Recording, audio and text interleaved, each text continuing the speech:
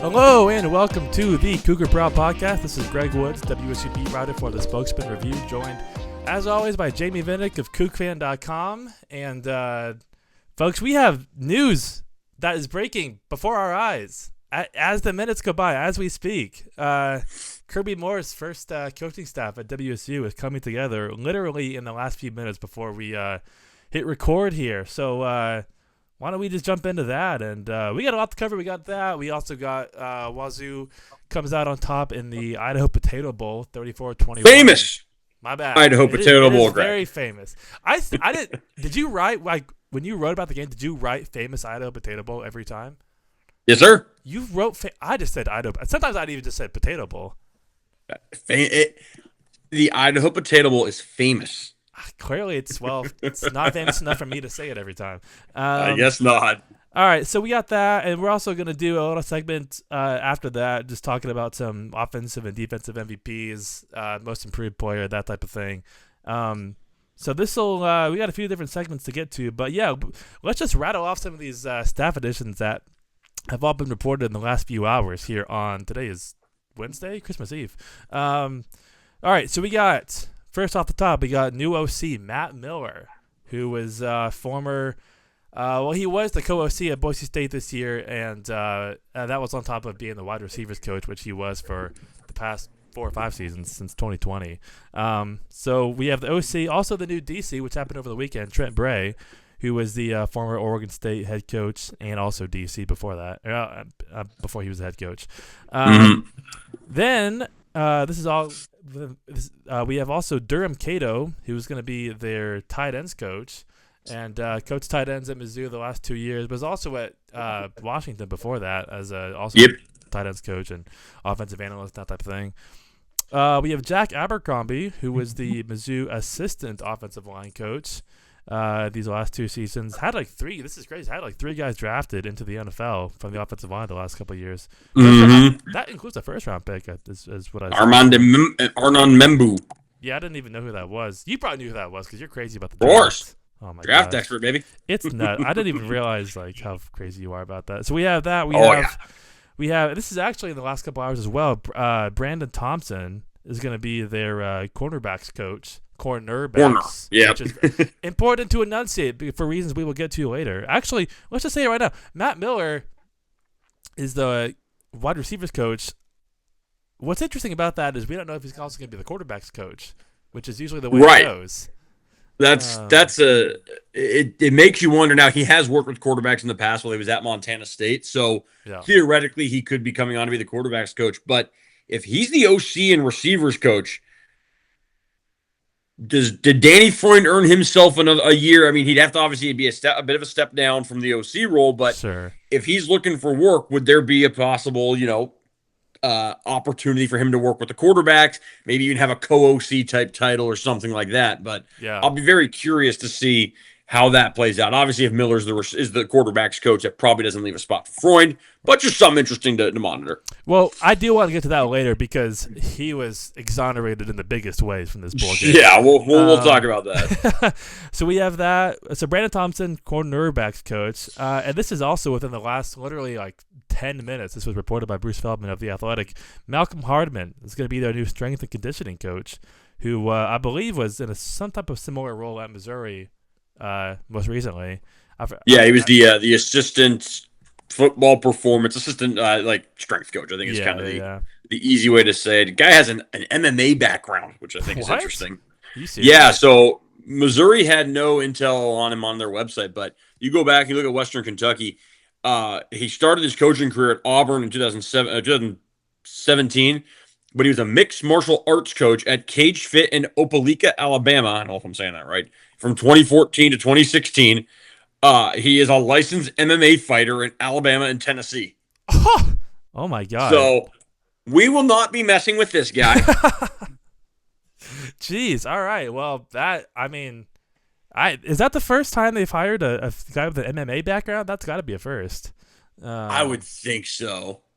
I mean, it's got to be. That's such a unique thing. I mean, I can't imagine they've had that before. Okay, and then the last one is less of a coach and more of just like a front office kind of guy, Brad Larondo, who was previously the CEO of the Mizzou NIL collective, which is Every True Tiger Brands is the way they say it, which is also crazy. We were just talking about this before we recorded.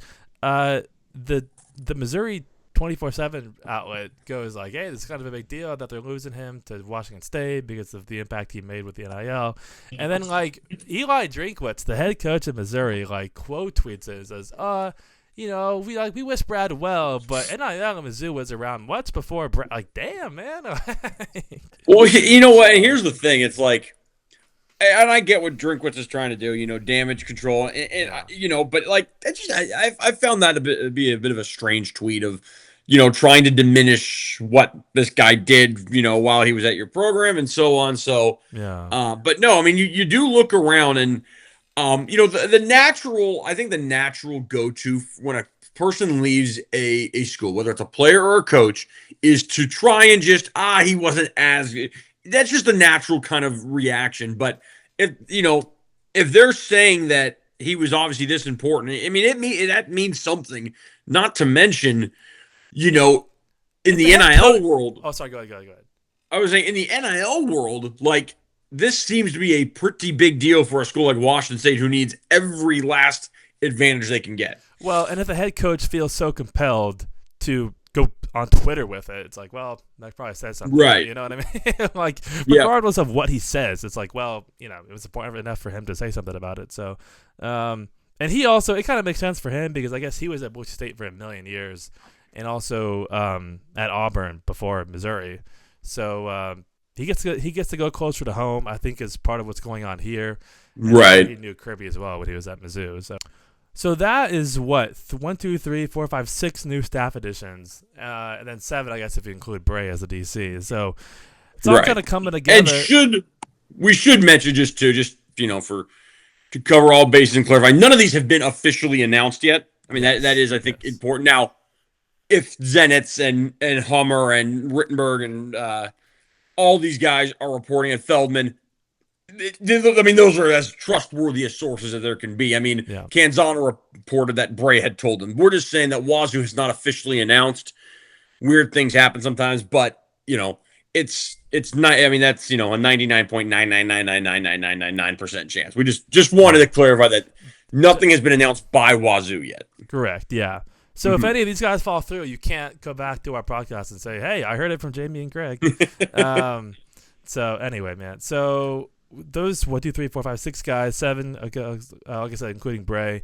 So yeah, those. What do we? I mean, like, I think the easy one to kind of like opine on would be Matt Miller, just because of like, we're interested in seeing the way the offense looks. As far as the other guys go, I feel like I don't really know enough about their backgrounds to be able to like, have any interesting opinions on them. But Miller would be interesting because they've known each other for years. Go back to Boise State when they were teammates, him and Kirby, I mean, and position mates. Oh, it's true. Yeah. Both played receiver. Actually, in my story that I filed this morning about that hire, the only picture that we could find on Getty Images was Miller as a player. So, which is like 2010, 2011. So yeah. Do you have any like immediate reaction to his hire, or like I don't know if it's been long enough for any real thoughts to kind of foment. Yeah, I think it's definitely interesting in that he's a receivers coach by trade. Now, that doesn't mean he can't be a quarterbacks coach, but it does make you wonder, are they theoretically looking at the possibility of him being the receivers coach in the OC and someone else being the quarterbacks coach? That's why we mentioned Danny Freund. Did he earn himself a role on this staff just with how good the offense looked on Monday? And Kirby Morrison, I don't know if he said it on the TV broadcast or when he was on with Chris King, about, wanting some continuity. And, I don't think he was going to sacrifice, getting the guys he wanted, but if you were able to keep someone like a Freund on, that provided some familiarity to the offense, and maybe on defense, as we know, most of the staff is going with Jimmy Rogers, but would there be a spot for like an Everett Thompson or someone like that who, the players know, and in a day where you're trying to retain as much of the roster as possible, every little thing helps there. But, I think the interesting thing with Miller will be he's only really called plays for 2 years, a year and a half even. That was at Montana State. Now, the year he called at Montana State, they averaged over 30 points a game. So, there is that level of success, but there is an unknown with him in that. And granted, I think when you have an offensive head coach, it's going to be Kirby Moore's offense. Miller's going to be the one play calling it. Whereas, I think it's going to be a lot different than what we saw really the past 2 years where you had defensive head coaches and there was probably only so much autonomy that the offensive coaches had. Ben Arbuckle was calling plays, Danny Freund was calling plays, but it was still under the vision of what Jake Dickert and Jimmy Rogers wanted to do. And I think the thing that you saw very much in common, especially this season, is just how conservative things got, especially with the lead. I mean, the biggest thing that stood out to me from yesterday, and I know we'll get a little bit more into the bowl game, is just how much they kept their foot on the gas in the second half. How many times, and Utah State's defense was a 92nd, I think. They're terrible, by the way. Yeah. Now, they've been better down the stretch. I think there was a stat of like 30-some points in the first 5 or 6 games, like 22 in the last few. But we saw them score 0 in the second half against Colorado State.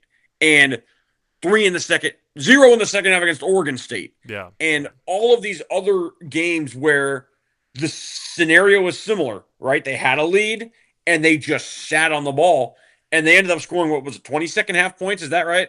Was it 14 nothing at half? Yeah, it was 14 nothing at halftime to 20 in the second half, yeah. So yeah, 20 in the second half and and they probably could have scored. I mean, they kneeled it out in the red zone at the end of the game. Well, and if Zevi doesn't throw 3 picks, I mean, who knows how many points they score. I mean, and they got into the red zone a couple times and stalled, with Stevens having to kick field goals. But I think it was interesting. Basically, what I'm circling all around this too is it's going to be Kirby Moore's offensive brainchild, but it's coming from an offensive guy rather than coming from you're the offensive coordinator, you're calling plays, but I'm a defensive guy. We want to win every game 20-10. Right.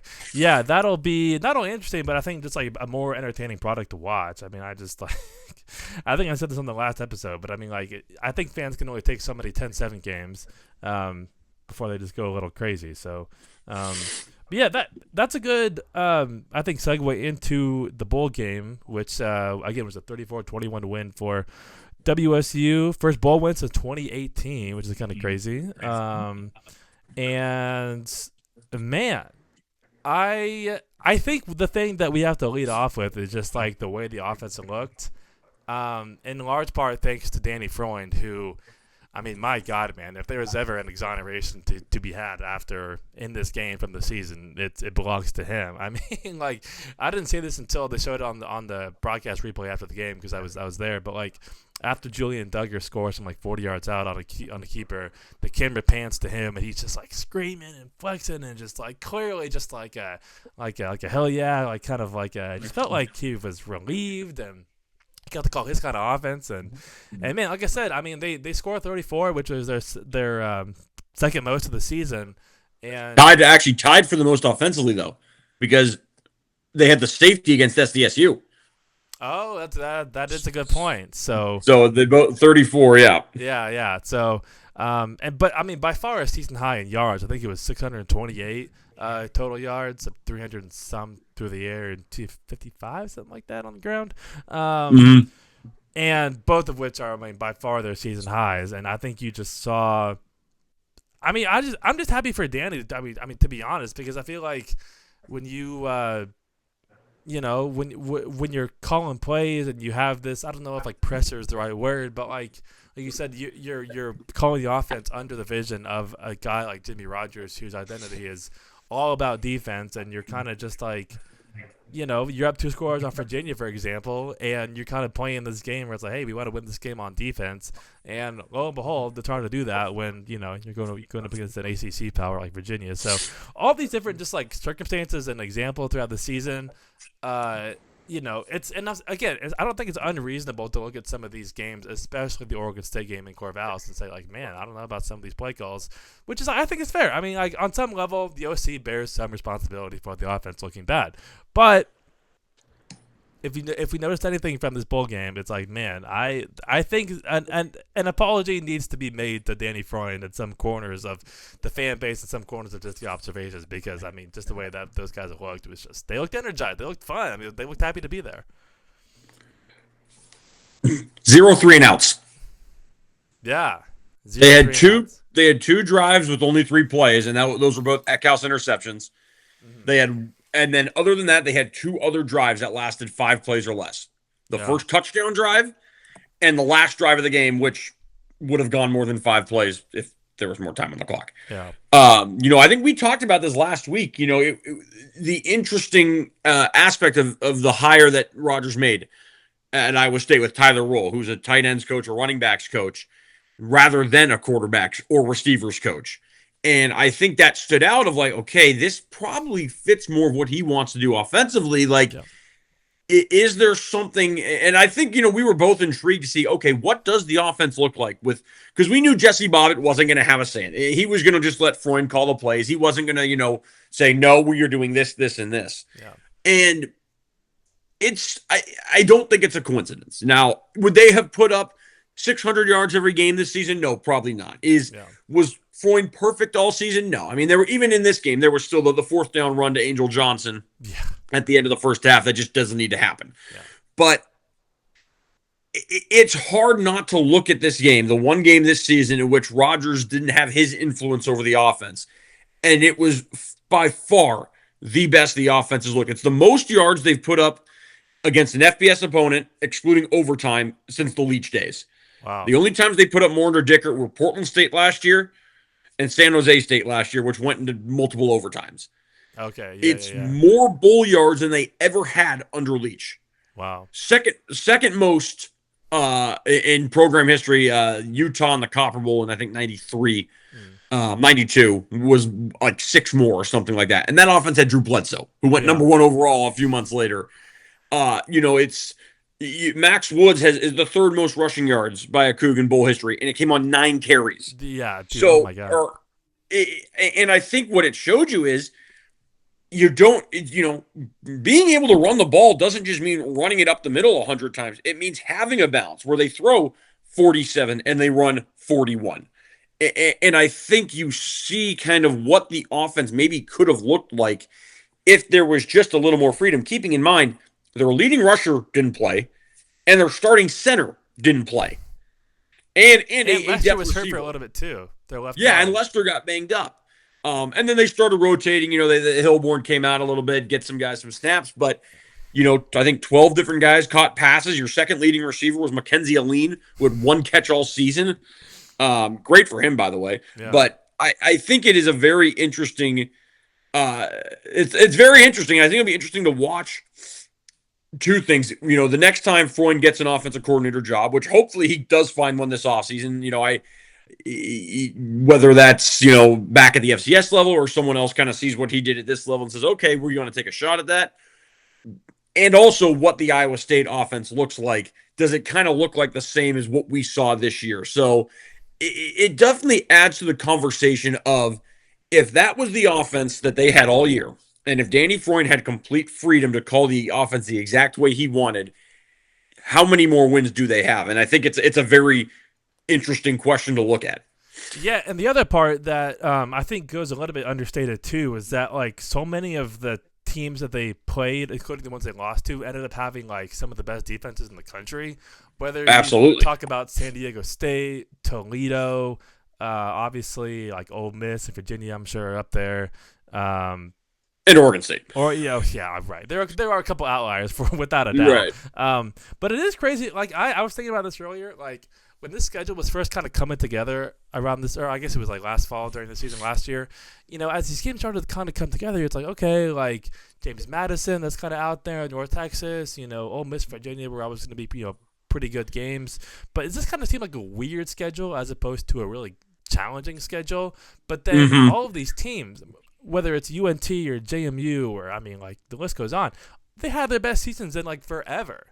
North Texas was like squarely in the playoff hunt for a lot of the season, as was James Madison, which they made it obviously. So, and then obviously Ole Miss, Virginia, and whatnot. Like And San Diego State, I mean, they had like a top 10-ish defense or so. Yeah. So I wrote before the season that I thought JMU was going to be their second hardest game behind Ole Miss. And I said that thinking, JMU was going to be good because I anticipated that, but also I didn't think Virginia would be any good. I thought Virginia would win 5 games. Yeah. So, I think I think Colorado State we expected to be better.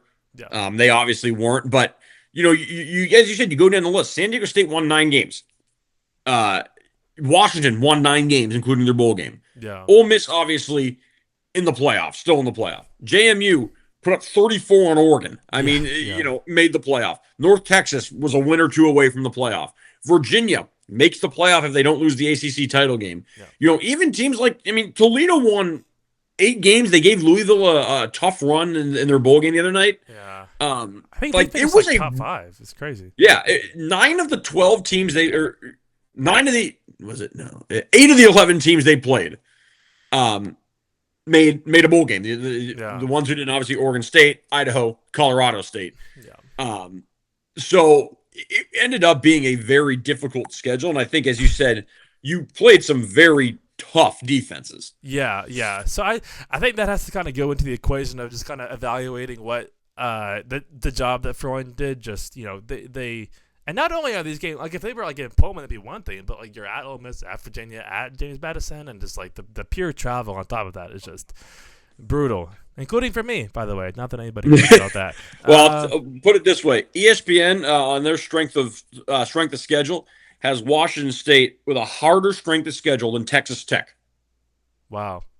And a number of other Big 12 and ACC teams, and I think up until the final game of the regular season, Wazoo's strength of schedule was harder than Washington's, and then obviously one plays Oregon, one plays Oregon State. Right. That alters things, but it was not nearly as easy of a schedule as I think maybe originally anticipated, and not even easy, but it ended up being way harder than anyone thought. Yeah, I mean, I was just like, I don't know how many times you could like put together a schedule and it ends up being as hard as it was than what has taken place this year. So like it's just totally insane. So I do think that the part of the conversation needs to be, he wasn't a perfect OC, Freund wasn't, but also, I mean, you're playing Virginia, man. You're playing, and Toledo. I mean, we all thought Toledo kind of whatever, but like they were legit as far as their defense goes. So in ESPN's FPI, Toledo finished higher in the regular season than Tulane. Weren't they like top 5 in like stop rate too? Yep, they were one of the best defenses in the country. Yeah, but they finished, however you slice it. Oh yeah, finished above Tulane, finished above Houston, Boise, Wake Forest, as did Washington State. Just had to throw that out there. Would not be a Jamey appearance without something like that. Yeah. Amen. And also, did you? I mean, I know the UW bowl game against Boise State was a couple weeks ago, but also like Boise State couldn't move the ball against Washington, and Cougs had what? No, Washington's defense ended up being really, really good. Yeah.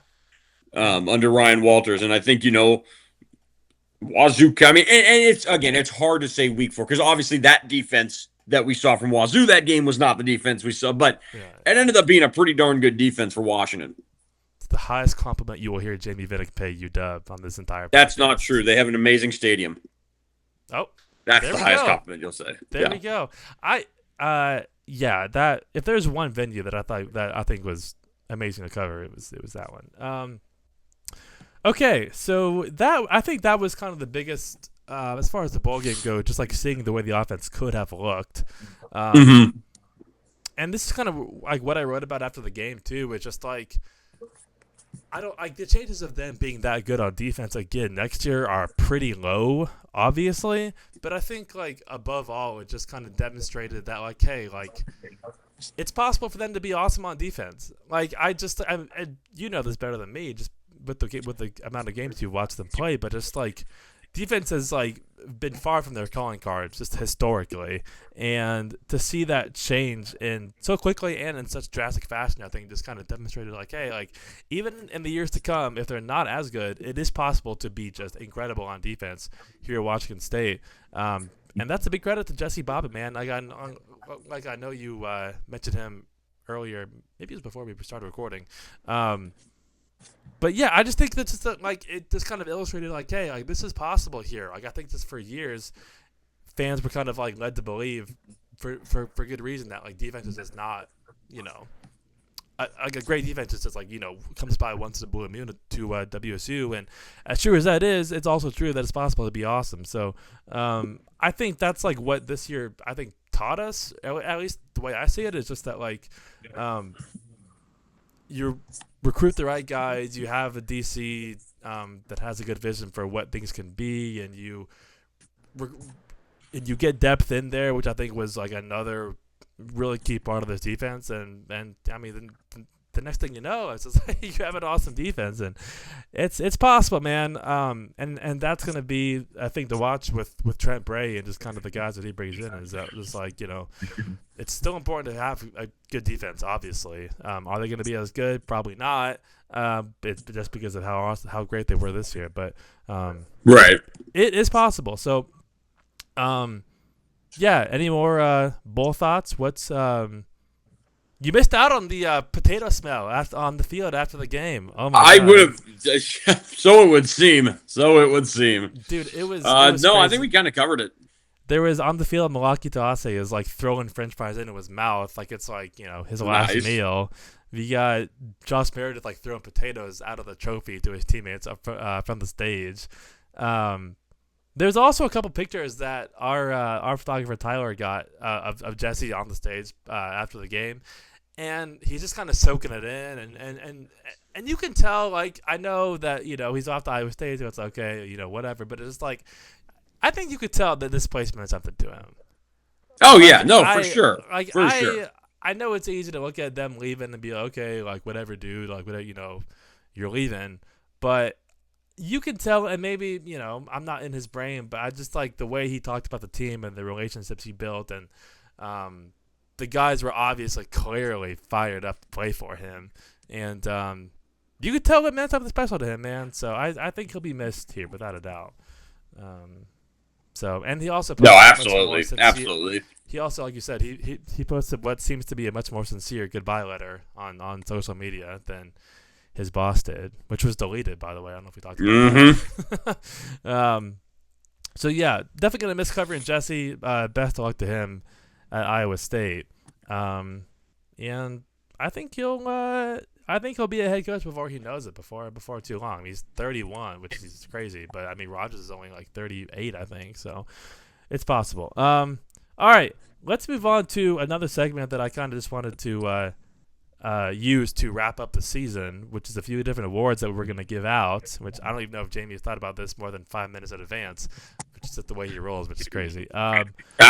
So let's start off with our offensive MVP and defensive MVP, and we'll just go one at a time for each of us. Give me your offensive MVP from the 2025 WSU season. I'm going to go with Josh Meredith. Okay. I think, you know, MVP, when you just bowl MVP, you know, I think he was just so steady for them. He was such a calming presence, and he had a really good season. I think he ended up right around 700 yards, I want to say. 723 yards, 57 receptions, only 3 touchdowns, which is interesting. But, you know, I think he was so, when they needed him, he was there. He had some really, really solid games. You know, obviously had the great game against Virginia, had great games against Louisiana Tech, Toledo, San Diego State. He was excellent. And I think just in terms of what he was able to do overall as a leader as well. Did you see his comment after the game when I asked him about what they're going to miss most about WSU? And he just kind of went on and on about just like the place that Pullman and WSU has in his arm. He's been a Coug for, I mean, geez, since like 2020, 2021. 2021, yep. He committed.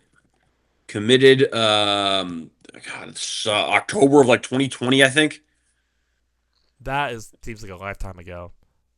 December 4th he committed one day before my 24th birthday, and I turned 29 this year. So that's how long he's been here. You had a much more exciting 29th birthday. That was the day. Well, considering my 24th birthday was spent in COVID quarantine, yes, I would say so. For those who don't know, my 29th birthday was the day that Jimmy Rogers left. So, God, my brain was so frazzled that night. I was like, oh my God, I gotta text Jamey happy birthday. Yeah. So anyway, okay, offensive MVP, you go Josh Meredith. Who should I go with? I was thinking about this. I think the easy answer is like Zevi, but like God, he's just so turnover prone. Let's see. Let's go with Kirby Voorhees, their running back. The numbers were not overwhelming. I think he ended up with like 570 some on the ground. But just a really, really timely. I think the way he made an impact was very timely. I mean, you think about the touchdown rush against Ole Miss, some of the short yardage situations that he was able to capitalize on, and he was key to kind of like unlocking the whole rushing offense. I mean, like, right, they stuck with Angel Johnson a little bit too long, obviously, but once they kind of realized that, hey, Kirby Voorhees is like the guy we need to be going to, once they kind of integrated him into the offense in a bigger way, then the offense started to really unlock, and obviously the running game was central to how they wanted to run their offense all year, and once they figured that out, and they got Zeviekas in the quarterback, then things really started to change for the better for them. So I just think like the part or like the role he played in helping the offense kind of come together, I don't think their season goes the way it does without him. Right. All right, defensive MVP, what do you think? Bobby Terrell. Yeah. I mean, to me, that's like there were I mean, they did like the Pac-12 awards, and I voted for him to be the defensive MVP. Nothing against Parker McKenna, but 12 tackles for loss, 7 sacks. Didn't miss the game in there. And then you add in how much they rotated on the defensive line. I mean, if he was a guy who was playing 50, 60 snaps, think about what those numbers could be. Now, granted, yeah. I think the counter argument is he was able to stay fresh, but I think he ended the season with over 40 pressures. Yeah, he was outstanding for them this year.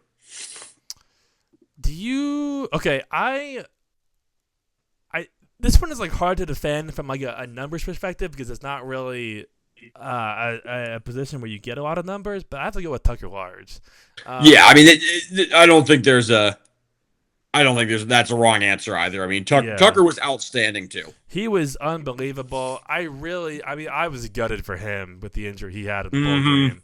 I mean, just what a brutal ending, man. And right. He goes out making, a very typical play for him, which was breaking up a pass that he just kind of rotated over for, and awesome coverage, great technique, and he ends up just landing kind of awkwardly on his knee. Even on the field after the game, it was like visibly emotional, just taking pictures with teammates and whatnot. So I was just like, I just seen that, I was like, man, that just sucks. But overall, man, I mean, like you said, he was just unbelievable. The passes he broke up, and I mean, I'm sure he won't even finish with that many like passes defended or whatever the official like stat is. But just seeing the role he played and taking the safety room from a glaring weakness to just like an overwhelming strength this season, I think is just like their defense. I mean, I think they ended up like 13th overall in total defense. Top 20 or top 15ish in passing defense, which I mean, like, my God, man, if there's ever a weakness of the last few Wazoo teams, it was their passing defense and their safety group. No kidding. So just like for him to play such an outsized role and transforming that defense to what it was, the safety room to what it was, it's hard to overlook, man. And I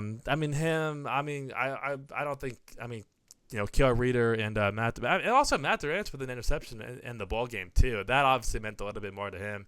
His first interception in over a calendar year, going back to South Dakota State the year before. So, I mean, all three of those guys I feel like deserve a shout out on the season just because of like the experience they used to kind of make over that entire defense and the safety room. It's weird because they only played 1 year here at Washingon State, but I think that like in the years to come, they're going to be remembered in a pretty important way, pretty meaningful way. I'd agree with that. So best luck to Tucker. I mean, I didn't even ask about that after the game. Hopefully he's okay. He had a pretty big brace on his knee when he came back out of the locker room. So best of luck to him. All right, moving on. I think the one. Did I text you like most? I think I texted you like most improved too. Do you have Who's your pick for that? Yes, he did freshman of the year and most improved as well. All right, let's go with most improved. What do you think? Offense and defense, or just overall? Whatever you think. We can do one for each, I guess. Offense, I mean, I think you look at Tony Freeman and just kind of how he was kind of I don't want to say a non-factor, but wasn't a huge part of last year's team in terms of the passing offense. Finishes with 54 catches, 590 yards. Obviously, the huge impact in special teams. I mean, he went from just kind of a guy to being a very important part of the offense. Yeah, some of the conversions that he helped them convert too. Just I remember like Ole Miss, he has the one drop, but a few like really crazy catches that he made. The one I wish he would have made just for the sake of this, because I was gonna say him too. The one catch that ended up being overturned in the bowl game. Do you remember that? Just kind of like that was almost outlandishly good. I almost thought that he like got his arm under it. Is that not the way it looked? He didn't. Okay. It did for a little bit, but I thought so at first. But you could kind of see the turf pellets come up, and it was clear it hit the ground. Yeah. Damn. Well, you kind of stole mine, but that was also kind of an easy pick, so I should have expected you. I should have just gone first. You can give the same answer. No, well, I mean, like that's not very interesting to talk about the same guy, because I think there are a few guys that really got a lot better. I mean, even like Meredith, I think got a lot better. I think I'm gonna go with Brock Dew though, which is like a kind of a tough pick because he was really great last year too. But I just think that just like the way he settled into the center role, I think he was their top graded run blocker, at least on the offensive line, probably their top graded pass blocker as well. And just the consistency he brought. I mean, like I think there were just a few guys on that offensive line that were mostly good, but just kind of hit and miss. I mean, like their offensive line. I mean, we were just talking about it, was like so. I mean, just beat up for most of the season. I mean, and so was Brock, obviously. But I mean, like with Lester having to play tackle, I mean, with Hilborn being out and Caldwell coming in, and all of a sudden he's out too within the same. Like, it was a tough go for the offensive line in terms of the health stuff. So I think with Dewey's ability to kind of, I know he was hurt against JMU, against Oregon State, so he didn't play a full season. But for the most part, he was available and consistent, and I think like it feels a little bit lazy to kind of just go off of the PFF grades, but I mean neither of us are like offensive line coaches. We don't really know what we're looking at. You know what I mean? So just like seeing those grades improve the way they did from last year. I mean even from 23 to 24 to 25. Like I think they were just kind of a gradual improvement, and just the consistency he brought up front at a position group where that was sorely needed. I think was really important. All right, what do you think about most improved on defense? 100% Bryson Lamb. I mean, he's a guy who I thought, last year it was more of a good story than it was like a really effective, productive player. I mean, 11 tackles last year in 8 games. Actually, that's not true. Wazoo has like where it has Bryce Lamb and Bryson Lamb for his 2024 stats. What? Yeah, it's weird. So 18 tackles last year, but no sacks, no tackles for loss. Was just kind of more of just a body that was in there a little bit. And then I thought this year just was an absolute anchor in the middle of that defense. I mean, you look at the numbers: 25 tackles, 3.5 for loss, a sack and a half, recovered a fumble, blocked a kick, a couple pass breakups where he swatted passes down. I think he went from being just, again, kind of a nice story of a former walk-on to being a really impactful guy in the middle of the defense. Well, and they needed him to get a lot better, too, because of the losses they had at that position over the offseason. Between Gusta to Laufau to – who am I blanking on? Dinbu. Oh, yeah, Ansel Dinbu, obviously. Like, going into this season, I was a little bit worried just about, like, I don't know, they're losing a lot. Like, the guys they have are going to have to get a lot better. And Bryson Lamb did for sure. I mean, I would say I'd argue that one of the most impressive things of the entire season with the defense was you could argue the defensive tackle play was better this year than last year, and that was after losing those guys. Yeah. And I think that's a testament to the depth they built and just how good of a D-line coach Jalen Bibbs is. Yeah. Has he been hired by Iowa State yet? Do we know if that's? I don't think they've announced it, but it's yes. Yeah. There's an Iowa State page out there that like reported that. I'd reported that. I was like, what? Like it might happen, but it's not coming from me. Okay, my defensive most improved. It's tough because there's so many guys that so many new faces. I should right. Say. This feels like cheating because you already made him your defensive MVP, but I think Bobby Terrell is also like significantly improved too. 100%. Just like the motor he brought, I think it was most noticeable in just like the motor and the like consistent like energy that he played with. I'm sure you remember after the Ole Miss game where he's like 4.5 tackles for loss and had a program record, which was awesome seeing just like the way he produced. But after the game, he comes in and talks to us, and he's like, "Yeah, like the Ole Miss offensive linemen were like getting gassed," and that just like fired me up to go even harder. And so I just think that was like pretty indicative, and it really did a great job of illustrating just how much better. And I mean, not that he was in bad shape the year before, but it's just like the motor that he was able to bring in and out, which is also, like you said, also a testament to the way they rotated and kept the guys fresh. Part of that is like also like, you know, could they have gotten more out of him if they played him more? But I think they took the right approach in terms of trying to keep him fresh. And I mean, my God, did it ever pay off in that Ole Miss game? Right. I think a lot of his tackles for loss came in that game. So and he also missed, what was it, like the Toledo game? But I mean, was it Toledo? Yeah, Toledo. Yeah. So, man, outside of that, just like the energy that he played with. I mean, for every snap that he took. Did he have the safety against San Diego State? Was that him? Yeah. So that was him. Like, he made so many timely plays, whether it was the Ole Miss game. I read about this after the bowl game, like the fact that they like Ole Miss ends up like having to punt, which gave their offense a chance to walk it off. But the tackle, like the third down stop, came from Bobby Terrell on Kawan Lacey, and he just like comes screaming across the formation on the back end and drags him down for a loss. And it's just like, man, like like they would do well to retain him, which goes without saying. But if they can get him to stay, I think that would be huge. Right. All right, give me your freshman of the year. I'm gonna go with the guy who I voted for it to be in the Pac-12 awards, and I think. Personally, I'll preface with this. I think when you talk about Freshman of the Year award just across the country, it should be true freshmen. It should not be redshirt freshmen. Yeah. So with that said, I mean, you look at what Sullivan Schlingen was able to do as a true freshman. Played all 13 games, 49 tackles, 1.5 for loss. Was starting by the end of the season. I think he was, there was a number of true freshmen who obviously played and played well, but I think he's the one who kind of stands out, at least to me. It was crazy because he was not really. Was he on your radar before the season started? Yes, a little bit because the way Rodgers had talked about him, and he just felt like the type of guy who Rodgers was going to love and Bobbitt was going to love.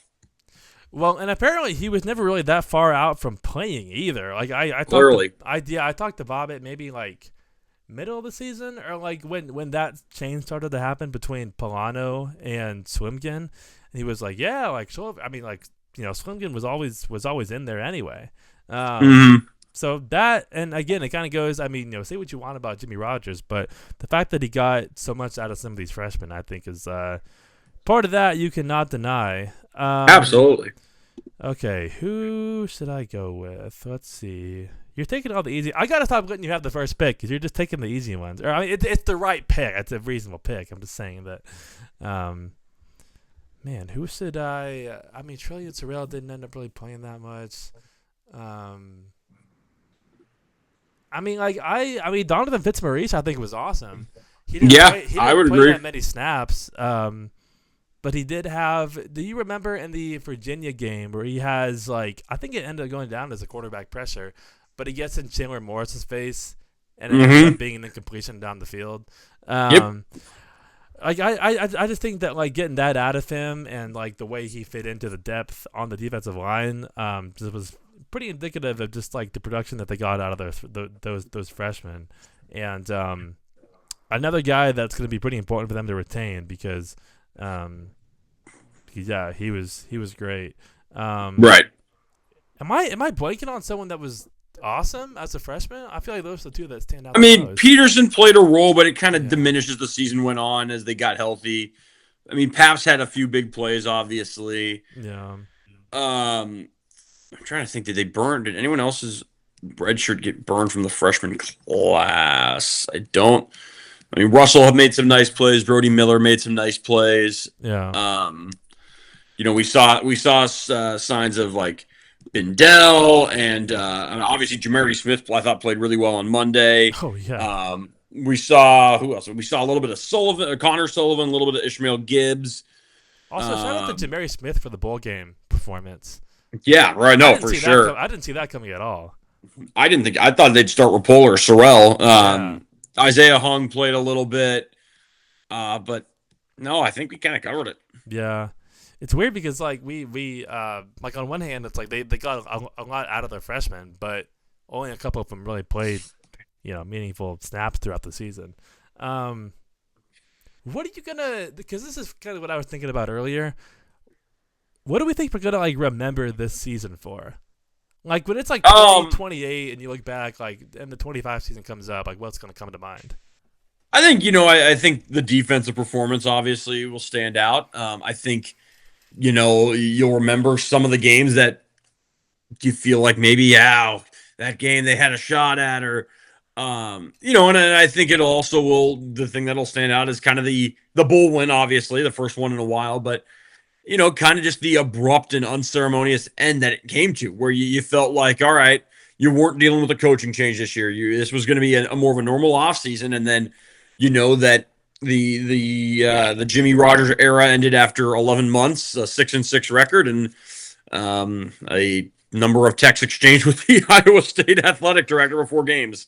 Unreal. I don't understand why you would even volunteer that. Like, I know this is water under the bridge, but it's crazy to just like come think about that. I was like, okay. Yeah. But that's kind of what I think it'll be remembered as. I agree. I think it'll just kind of come back to just seeing the kind of defense that apparently is possible at Washington State. Like, I think that everybody. I mean, maybe you know this better than me, but I think on some level there is just broad acceptance that, like, our defense will never be great. It could be good, but probably not great at any point. But it can be great, and I just think that like that will be the legacy that kind of gets left behind. I'm trying to think like Our lives have kind of led us down separate paths in terms of you being at WSU for a while, and I've covered a few different coaches. Rogers is probably one of the weirder coaches that I've covered. He was there just wasn't a lot, like we talked about. There wasn't a lot of layers to him.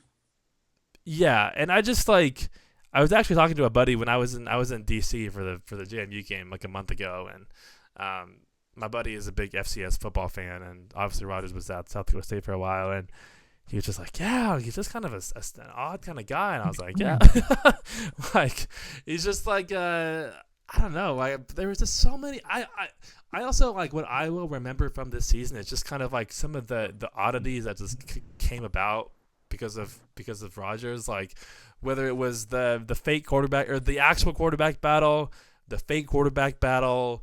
The fact that the real quarterback battle turns out the wrong guy. Like I just like some of this like weird stuff that I've never covered before. I think I will always remember. It was unique for sure. Like I just like there's so many parts of this season that I'm gonna look back on and be like, what was the point of that? You know what I mean? Like whether it was like this like fake quarterback battle or like I'm just trying to think. There were just so many things about this year that I was just like, I'm gonna look back on and be like, hey, this was just bizarre. Right. But it was fun. Like I know you weren't at all the road games, but the ones that we did get to go to, whether it was Oregon State or Colorado State, like there were some cool venues, man. And like, I mean, we got to experience Ole Miss, which was a blast. JMU was cool. Got to see DC. You know what I'm still a little bit salty about is that when I went to Virginia for the UVA game, that was still when the government shutdown was happening. Right. Maybe I mentioned this on the podcast at the time, but I was really looking forward to going to check out the National Archives Museum and seeing the Declaration of Independence, because there might not be a bigger national treasure fan in the WSU orbit than the guy you're talking to. I believe that. I'm still a little bit like, man, like it went on so long that I thought it was gonna be over by the time I got there, but it was not. So yeah, man, I think that kind of puts a bow on the 2025 season. It's crazy because I feel like for the longest time we were waiting for, at least I was just kind of waiting for the season to start because of just like I was like, man, let's just play the games, and then before you know it, it's over. So anyway, man, I think that'll do it for this episode. That'll do it for the 2025. I mean, there's obviously plenty of stuff to cover in terms of the next season, the new staff and whatnot. But in terms of covering the 2025 season, that'll do it. That sounds crazy to say out loud. Yeah. But that is it. Thank you guys for tuning in all season. Like I said, there'll be plenty of podcasts to come about basketball, about the new coaching staff, about the way next year's team comes together. But so yeah, let's get out of here. Thank you guys for tuning in. Like I said, and Jamey, I will talk to you next week. Sounds good.